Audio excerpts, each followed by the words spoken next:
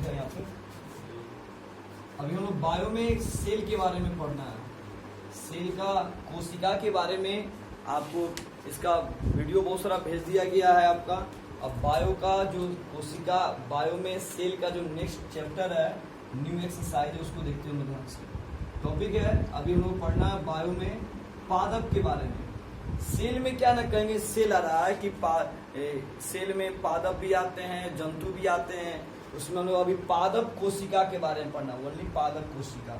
देखते हैं पादप क्या होता है। देखिए पादप, ये एक पादप है, पौधा है। जितने भी पृथ्वी पे छोटे और बड़े पेड़ पौधे होते हैं, छोटे बड़े जितने भी पेड़ पौधे होते हैं, सबको प्रथम श्रेणी में रखा गया। प्रथम श्रेणी में रखा गया और सभी पौधों को उत्पादक बोला जाता है। ये उत्पादक होते हैं और इन्हें स्वपोषी का नाम दिया गया, स्वपोषी बोलते हैं। तथा ये अपना भोजन जो है सूर्य के प्रकाश वायुमंडल से CO2 लेते हैं, CO2 गैस, और पृथ्वी से H2O, खनिज और लवण लेके अपना भोजन को बनाते हैं। अभी हम लोग पौधा के बारे में पढ़ रहे हैं। पौधा क्या है उसके बारे में समझ रहे हैं। तो जितने भी छोटे बड़े पौधे होते हैं, जितने भी छोटे बड़े पौधे मतलब पौधे होते हैं, पादप होते हैं, सबको प्रथम श्रेणी में रखा गया है। सब उत्पादक कहलाते हैं, सब स्वपोषी होते हैं और ये अपना भोजन सूर्य के प्रकाश, वायुमंडल से CO2 गैस, पृथ्वी से जल, खनिज, लवण लेकर अपना क्या करते हैं, भोजन को बनाते हैं। ये पूछा जाए। फिर एक मन में क्वेश्चन आता है बच्चों के मन में कि प्रथम श्रेणी क्या, इसका मतलब क्या है। एक सिंपल भाषा में जवाब देंगे। वैसे देखिए, इसमें प्रथम श्रेणी का मतलब है कि पादप ही एक ऐसे पौधे हैं, मतलब पादप एक ऐसे सजीव हैं जो अपना भोजन स्वयं बनाते हैं, इसीलिए इसको प्रथम श्रेणी में रखा गया है। जो जीव अपना भोजन स्वयं बनाएगा उसे प्रथम श्रेणी में रखा गया है। उत्पादक का भी यही आंसर आएगा, जो अपना भोजन स्वयं बनाता है उसे उत्पादक कहते हैं। स्वपोषी में भी यही बोल सकते हैं, जो अपना भोजन स्वयं बनाता है, किसी दूसरे पर निर्भर नहीं है, उसे स्वपोषी बोलेंगे। अब देखिए आप भोजन लिखे, तो ये अपना भोजन बनाते कैसे हैं, तो सूर्य के प्रकाश से, वायुमंडल से CO2 गैस लेते हैं और पृथ्वी से जल, खनिज, लवण लेके अपना क्या करते हैं, भोजन बनाते हैं। अब एक सवाल एक आता है कि पृथ्वी पे कई तरह के पौधे हैं, छोटे बड़े कई तरह के पौधे हैं। उन पौधों में, उन सभी पौधों में को अलग अलग ग्रुप में बांटा गया। उन पौधों को अलग अलग ग्रुप में बांटा गया। अब इसके बाद इसको समझेंगे। स्टार्ट कीजिए। नेक्स्ट आगे बढ़ते हैं हम लोग। तो पादप के बारे में हम लोग समझ चुके हैं, पादप क्या होता है। देखिए अब इस पादप को इस पृथ्वी पर जितने छोटे बड़े पौधे हैं, उस छोटे बड़े पौधों को, देखिए छोटे बड़े पौधों को क्या बांटा गया। देखिए उपस्थिति और अनुपस्थिति के आधार पे, उपस्थिति और अनुपस्थिति के आधार पर पौधों को दो भागों में बांटा गया। पूछा जाएगा कि पादप को उपस्थिति और अनुपस्थिति के आधार पे कितने भागों में बांटा गया है, तो बोलेंगे दो भागों में बांटा गया। दो भागों में बांटा गया। उपस्थिति और अनुपस्थिति के आधार पे पादप को दो भागों में बांटा गया। अब देखते हैं कौन कौन सा। देखिए एक नंबर में आता है पुष्पीय पादप, पुष्पीय पादप बोलते हैं। और दूसरा आता है अपुष्पीय पादप, अपुष्पीय पादप बोलते हैं। अब सवाल आता है कि पुष्पीय पादप क्या होता है, इसको समझते हैं हम लोग। देखिए इसमें वैसे पौधे आएंगे जिनसे फूल का निर्माण होता है, पुष्प का निर्माण होता है। इसमें वैसे पौधे आएंगे जिसमें फूल का निर्माण, जो फूल जिनके मतलब जिनसे फूल का निर्माण होता है और फूल से फल बनते हैं। इसमें वैसे पौधों को रखा गया है जिनसे केवल फूल निकलता है और कुछ ऐसे पौधे आएंगे जो फूल से फल प्राप्त होता है हम लोगों को। जैसे इसमें देखते हैं गुलाब का फूल ले लीजिए, गुलाब, सूरजमुखी, ये सब क्या हो जाएगा, इनसे केवल फूल निकलता है। और कुछ ऐसे पौधे हैं जो फूल से फल उत्पन्न करते हैं, जिससे अमरूद हो जाएगा, आम हो जाएगा, नीम हो जाएगा। ये सब ऐसे पौधे हैं जो फूल से फल को विकसित करते हैं। तो पुष्पीय पादप में किसको रखा गया है? तो पुष्पीय पादप में वे पादप आते हैं जो केवल फूल का निर्माण करते हैं, और कुछ ऐसे पौधे आते हैं जो फूल से फल का निर्माण करते हैं, उसको पुष्पीय पादप में रखा गया है। और अपुष्पीय पादप में क्या है, इसमें वैसे पादप आते हैं जिनसे फूल का निर्माण नहीं होता, उनके अंदर पुष्प का निर्माण नहीं होता, उसका विकास नहीं होता। इसमें आ जाएगा मशरूम आ जाएगा, और आपके शैवाल आ जाएंगे, मशरूम और शैवाल आ जाएंगे। इसमें क्या होता है, मशरूम और शैवाल में इसमें फूल का निर्माण नहीं होता है। तो आप अभी क्या सीखें, उपस्थिति और अनुपस्थिति के आधार पे पादप को कितने भागों में बांटा गया? 2 भागों में बांटा गया। पहला है पुष्पीय पादप, दूसरा अपुष्पीय पादप। तो पुष्पीय पादप में क्या आया? तो पुष्पीय पादप में आया गुलाब, सूरजमुखी, गेंदा के फूल। जितने भी फूल आएंगे ना, सबको पुष्पीय पादप में रखेंगे। और वैसे पौधे आएंगे जो फूल से फल का निर्माण करते हैं, फूल से फल का निर्माण करते हैं, उसे पुष्पीय पादप में रखा गया। और अपुष्पीय पादप में इसमें फूल का निर्माण नहीं होता, उसमें पुष्प का निर्माण और फल का निर्माण नहीं होता। इसमें ये ऐसे पौधे हैं ना यहाँ पुष्प बनते हैं और ना इनसे फल निकलते हैं। ठीक है, ये केवल इनके शरीर का निर्माण होता है। अभी इसके आगे अभी बढ़ेंगे हम लोग, तो और आगे इसके बारे में समझेंगे। तो अपुष्पीय पादप में वैसे पादप आएंगे जिसमें फूल और फल का निर्माण नहीं होता, जैसे मशरूम और शैवाल आ जाएंगे। स्टार्ट करते हैं इसको। अभी हम लोग क्लास किए अभी पुष्पीय पादप के बारे में। तो पुष्पीय पादप को इसको उपस्थिति के आधार पर रखा गया। देखिए, इसको उपस्थिति के आधार पर, इसका अर्थ क्या होता है उपस्थिति का मतलब, ये कहीं भी प्राप्त हो सकते हैं। पुष्पीय पादप जो है ये कहीं भी प्राप्त हो सकते हैं, जबकि अपुष्पीय पादप इसको अनुपस्थिति के आधार पर रखा गया। इसका मतलब क्या है, ये जल्दी से प्राप्त नहीं होते हैं। तो हम लोगों ने आज क्लास किया, पादप को क्या किया गया है, उपस्थिति और अनुपस्थिति के आधार पर 2 भागों में बांटा गया, एक पुष्पीय एक अपुष्पीय। तो पुष्पीय पादप में किसको रखा गया है? वैसे पादप जिनसे फूल का निर्माण हो या फूल से फल का निर्माण हो, उसे पुष्पीय पादप बोलते हैं। ठीक है, और अपुष्पीय पादप में न फूल का निर्माण हो न फल का निर्माण हो, उसे अपुष्पीय पादप में रखा गया है। ठीक है, अब आगे बढ़ते हैं नेक्स्ट टॉपिक पे हम लोग। अब क्वेश्चन आता है, अब देखिए, बाह्य संरचना के आधार पे, बाह्य संरचना के आधार पर पादप को 3 भागों में बांटा गया। पादप को 3 भागों में बांटा गया। क्वेश्चन आएगा आपका, कोई आपसे पूछे कि बाह्य संरचना के आधार पे पौधों को कितने भागों में बांटा गया।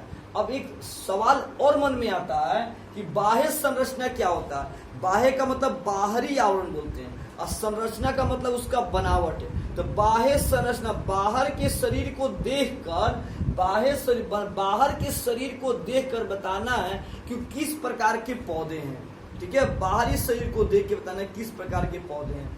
आप देखे होंगे कि कोई छोटा पौधा होता है, कोई बड़ा पौधा होता है, किसी का तना जो होता है ना वो कोमल होता है, किसी का तना कांटेदार होता है, किसी का तना खूब लंबे लंबे प्रकार के होते हैं। इसका मतलब क्या होगा कि बाह्य संरचना के आधार पे पादप को 3 भागों में बांटा गया। पहला आता है, इसको बोलते हैं शाख बोलते हैं, शाख। दूसरा आता है, इसको झाड़ी बोला जाता है, झाड़ी। और तीसरा क्या आता है, वृक्ष आते हैं, वृक्ष। तो बाह्य संरचना के आधार पे पूछा जा पादप को कितने भागों में बांटा गया, तो 3 भागों में बांटा गया, एक शाख, एक झाड़ी और एक क्या बोलेंगे, वृक्ष को बोलेंगे। शाख क्या होता है, इसमें वैसे पादप आएंगे जिनका शरीर जो होता है या जिनकी तना बोले जिनकी तना जो होता है, तना कोमल होते हैं, कोमल और छोटे होते हैं, इसमें वैसे पादप आएंगे जिनकी तना जो होगा वो कोमल होंगे और छोटे साइज के होंगे, उसे शाक बोलेंगे। इसमें झाड़ी में वैसे पादप आएंगे जिनकी तना जो होता है वो सख्त होता है, सख्त का मतलब थोड़ा कड़ा होता है, सख्त होते हैं। और इसमें वैसे पौधे आते हैं जिनमें कांटे भी खिलते हैं, कांटेदार होते हैं, तना सख्त और ये भी कुछ छोटे साइज के होते हैं, ये भी कुछ छोटे पौधे होते हैं, छोटे पादप। और इसमें ऐसे पादप आएंगे जिनकी तना जो होता है, तना कठोर और लंबे लंबे होते हैं, कठोर और लंबे लंबे होते हैं। तो आपने अभी क्या सीखा? आपने सीखा कि बाह्य संरचना के आधार पे पादप को 3 भागों में बांटा गया, शाक, झाड़ी, वृक्ष। शाक में क्या आते हैं? इसमें तना कोमल और छोटे पादप आते हैं, और इसमें क्या आते हैं? तना सख्त और छोटे, इसमें भी छोटे पौधे आते हैं, इसमें कोई बड़े बड़े पौधे नहीं आते। झाड़ी समझ में रहा होगा कि झाड़ी जो होते हैं ज्यादा बड़े बड़े नहीं होते हैं। वृक्ष में क्या होगा? तना कठोर होते हैं और लंबे लंबे होते हैं, कठोर और लंबे लंबे होते हैं। अब ये होता है कि इसमें कौन कौन से आते हैं, जिसका उदाहरण देखते हैं हम लोग। बड़ा बड़ा दिख रहा है मोबाइल में, बड़ा बड़ा, यहाँ पे स्टॉप हो रहा है ना। चलिए इसमें देखते हैं कि शाक में कौन कौन से आते हैं। शाक में देखते हैं हम लोग, तो शाक में आ जाएंगे गेहूं के पेड़, गेहूं, सरसों, धान, ये सब हो सकते हैं। गेहूं, सरसों, धान, ये सब हो सकते हैं। झाड़ी में क्या आ जाएंगे? नींबू आ जाएगा, नींबू का पेड़ देखें झाड़ी के जैसे होते हैं, नींबू का पेड़ आ जाएगा। और एक प्रकार का और एक पौधा होता है जो हीना का पौधा है, नाम एक होता है हीना नाम का एक पौधा होता है, उसमें भी कांटेदार और झाड़ी टाइप के होते हैं। तो झाड़ी में क्या आ जाएगा? नींबू आ जाएगा और हीना नाम के पादप आ जाएंगे। अब वृक्ष में क्या आ जाएगा? आम का पेड़ आ जाएंगे, आम का पेड़ आ जाएगा, पीपल का पेड़ आ जाएंगे, लीची का पेड़ आ जाएंगे, etc बहुत सारे पेड़ आ जाएंगे सब में। तो अभी हम लोगों ने क्या पढ़ा? बाह्य संरचना, बाहर के आकार को देख के बताना है कि किस प्रकार के पौधे हैं। तो हमने क्या देखा? एक ऐसे पौधे हैं जिनकी तना कोमल है, उसे हमने शाक दिया। कुछ ऐसे पौधे ने देखा जिनकी तना जो है थोड़ा सा सख्त है और उसमें कांटे भी होते हैं, किसी में कांटे होते हैं, किसी में नहीं कांटे होते हैं, लेकिन तना सख्त होंगे और छोटे साइज के होंगे, उसे झाड़ी बोलेंगे। और कुछ ऐसे पादप होते हैं जिनकी तना कठोर होते हैं और बड़े बड़े होते हैं, उसे हम वृक्ष नाम देंगे। इसमें आम, पीपल, बरगद, नारियल बहुत सारे पेड़ आ जाएंगे। इसमें वही पादप पाएंगे जिसके अंदर कांटे होते हैं, छोटे होते हैं। बहुत सारे पौधे में कांटा नहीं होता, लेकिन तना जो होता है थोड़ा सख्त होगा। इसका 3 प्रकार, तना सख्त होना चाहिए, छोटे पादप होते हैं, ज्यादा बड़े पादप नहीं होते हैं, ठीक है, तना सख्त होते हैं और छोटे पादप होते हैं, ठीक है। किसी में कांटे होते हैं, किसी में कांटे नहीं होते। ये 2 लक्षण दिखाई देना चाहिए। इसमें भी कुछ ऐसे पादप आते हैं जिनमें कांटे होते हैं। बबूल का पेड़ देखेंगे, उसमें कांटा होता है, कांटेदार होते हैं। लेकिन अभी क्या दिखा? तना कठोर और लंबे लंबे होते हैं। इनमें जो पेड़ आएंगे वो बहुत लंबे लंबे दिखाई देंगे। तो आपको अभी समझाया गया बाह्य संरचना के आधार पे पादप को 3 भागों में बांटा गया, शाक, झाड़ी और वृक्ष को समझाया गया। शाक में क्या समझाया गया? तना कोमल होते हैं। वृक्ष में, झाड़ी में क्या समझाया गया? तना सख्त होते हैं और इसमें कठोर होते हैं और लंबे लंबे होते हैं। चलिए स्टार्ट करते हैं। अभी हम लोग क्लास किए हैं, अभी उपस्थिति और अनुपस्थिति के आधार पे और बाह्य संरचना के आधार पर पादप को बांटा गया है। अब अगला क्वेश्चन आता है, जीवन चक्र के आधार पे पादप को कितने भागों में बांटा गया? तो जीवन चक्र के आधार पे पादपों को 3 भागों में बांटा गया। एक वर्षीय, 2 वर्षीय और बहुवर्षीय। 1 वर्षीय का मतलब क्या होता है?